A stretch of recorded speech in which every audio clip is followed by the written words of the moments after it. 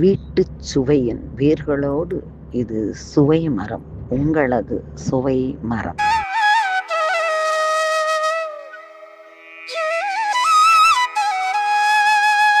அனைத்து சொந்தங்களுக்கும் வணக்கம். ஆக்சுவலாக பார்த்தீங்கன்னா, நாங்கள் வந்து ஒரு அப்போ கட்டின வீட்டில் ஒரு மாடி தோட்டம் வைக்கலான்னு சொல்லிட்டு ஒரு ஆசை. கீழே கொஞ்சம் மண் இருந்தது.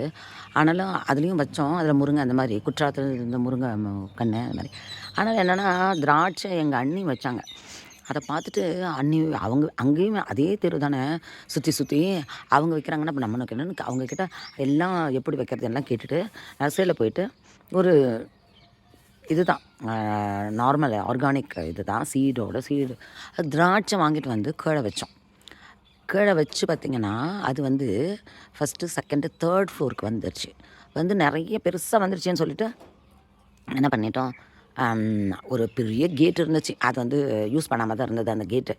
அதை எடுத்துகிட்டு வந்து 4 பக்கமும் தொட்டி வச்சு அதில் மண் போட்டு இந்த இரும்பு இது வச்சு அது பீம் மாதிரி வந்து இரும்பு பைப்பு வச்சு அதுக்கு மேலே அந்த பைப்புக்கு மேலே கேட்டை போட்டு அதில் வந்து ஏற்றி விட்டுட்டோம் அந்த திராட்சையை.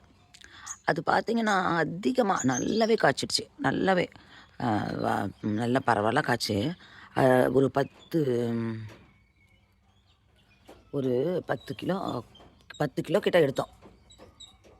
ஆக்சுவலாக திராட்சை பார்த்திங்கன்னா ஒரு 4 காய் இருக்கும், ஒரு 5 பழம் இருக்கும். அதுக்காக கிளி வரும் கொத்துறதுக்கு அந்த மாதிரி அது மாதிரி தான் இருக்கும். அதனால் என்ன பண்ணிட்டோம், இதில் இப்போ எடுத்து சாப்பிட்றதுக்கு இதில் குருவி கிளி எடுத்தது போக மிச்சம். மாடி கொஞ்சம் ஓப்பனில், அதனால் யாரோட டிஸ்டர்பன்ஸும் இல்லாமல் அதுங்க அழகாக வந்து கழித்து போகும். இதில் வந்து என்ன பண்ணலாம்போது எங்கள் அண்ணி தான் சொன்னாங்க, நீங்கள் வந்து ஊறுகாய் செய்யுங்க, ஊறுகாய் செய்யலாம் இதில் அப்படின்னு ஒரு டிப்ஸ் கொடுத்தாங்க. அதே மாதிரி எங்கள் அண்ணி செஞ்சாங்களே.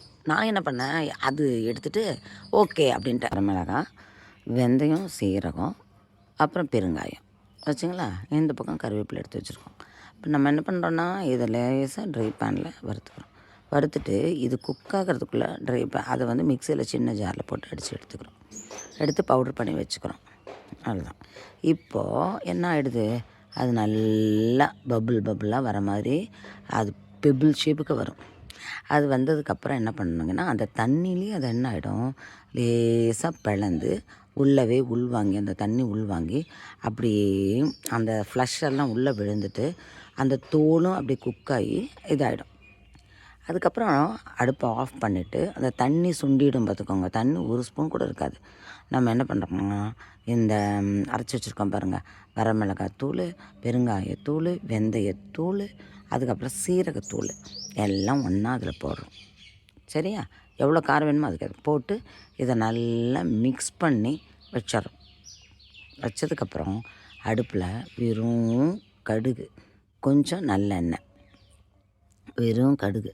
ஆக்சுவலாக நான்லாம் என்ன பண்ணுவேன்னா, அதிகமாக திராட்சை இருந்துச்சுன்னு வச்சுக்கோங்களேன், கொஞ்சம் விளக்கெண்ணெய் ஊற்றுவேன். அதில் விளக்கெண்ணெய் ஊற்று அப்படியே வந்து கிளறி வச்சிடுவேன்.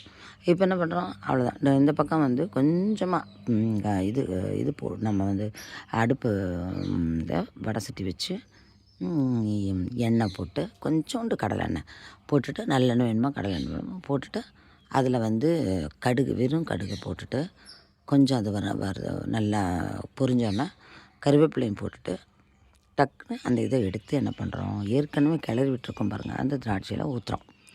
அவ்வளோதான். அந்த திராட்சையில் ஊற்றுனீங்கன்னா முடிஞ்சிச்சு. நல்லா கிளறி விடுறீங்க. கிளறி விட்டு மூடி வைங்க. அவ்வளோதான். உங்களுக்கு இட்லிக்கு வேணுமா, தோசைக்கு வேணுமா, இல்லை சாதத்துக்கு வேணுமா தொட்டு சாப்பிடுங்க. இதற்கு எண்ணெய் இல்லை, ஒன்றும் இல்லை, ஃப்ரெஷ்ஷு. அது வந்து நம்ம வந்து தண்ணியிலே ஆஃப் பாயில்டாக தான் குக் பண்ணுறோம். அது ஒரு டேஸ்ட் கொடுக்கும் பாருங்கள், இனிப்பும் புளிப்புமா சான்ஸே இல்லை. செய்யாதவங்க இதை செஞ்சு பாருங்கள்.